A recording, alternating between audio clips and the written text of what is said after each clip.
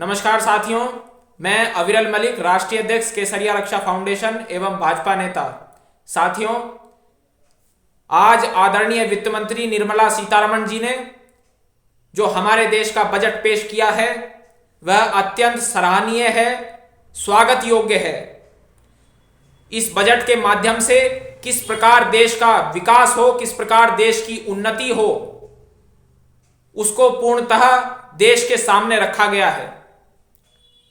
इस बजट से हर वर्ग को फायदा मिला है, हर वर्ग के लिए कुछ ना कुछ इस बजट में है। साथियों, इस बजट के माध्यम से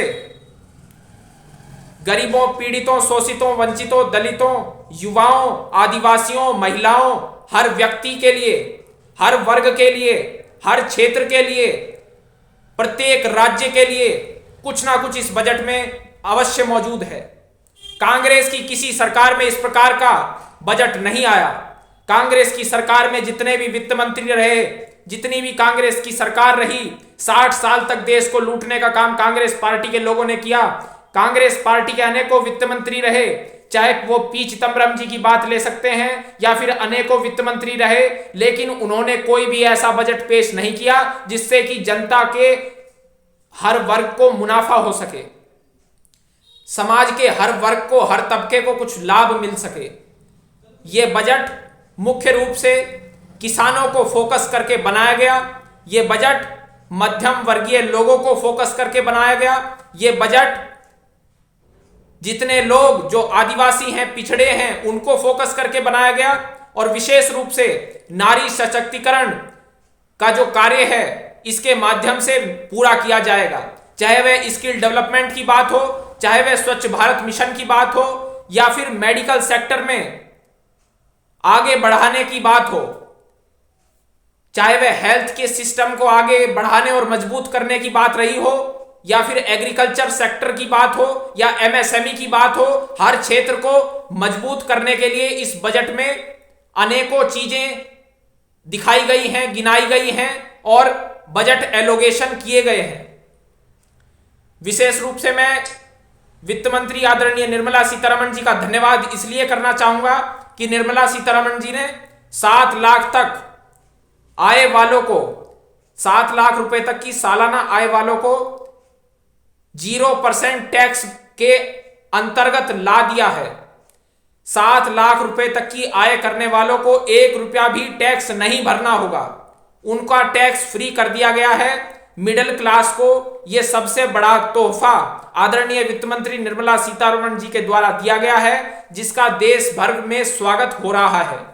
और कांग्रेस पार्टी के लोग इसके खिलाफ बोलने का प्रयास कर रहे हैं, जिनको जनता मुंहतोड़ जवाब दे रही है, देती रही है और निश्चित तौर पर देगी भी।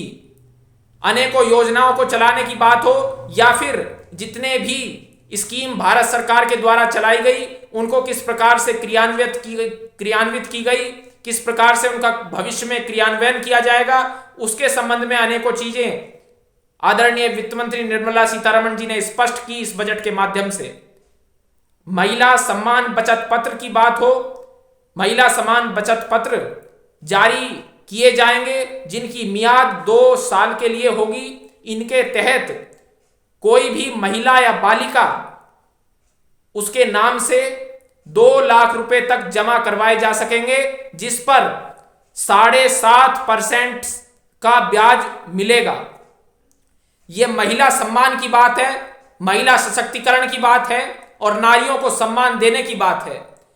कांग्रेस के लोग कहते हैं कि बेटी बचाओ बेटी पढ़ाओ से क्या लाभ हुआ देश को, तो मैं उनको उत्तर दे देना चाहता हूं, क्या ये बेटी बचाओ बेटी पढ़ाओ योजना से कांग्रेस के जो लोग चिढ़ते हैं, जो स्वयं को बुद्धिजीवी ठहराते हैं, उन तथाकथित बुद्धिजीवी वर्ग के लोगों को यह मैं स्पष्ट कर देना चाहता हूं कि वे कान खोल करके सुन लें कि भारतीय जनता पार्टी की जो सरकार केंद्र में है और उनकी वित्त मंत्री आदरणीय निर्मला सीतारमण जी ने जो बजट पेश किया है, इस प्रकार का बजट कांग्रेस आज तक कभी नहीं ला पाई जब तक उनकी सरकारें रही। 60 वर्षों के अंदर एक भी बजट ऐसा नहीं आया, चाहे वह नेहरू जी की सरकार रही हो, इंदिरा जी की सरकार रही हो, मनमोहन सिंह की सरकार रही हो, या फिर मनमोहन सिंह खुद भी फाइनेंस मिनिस्टर जब रहे तब भी इस प्रकार का बजट कभी नहीं आया। ये जनता जानती है। बहुत बहुत धन्यवाद। नमस्कार।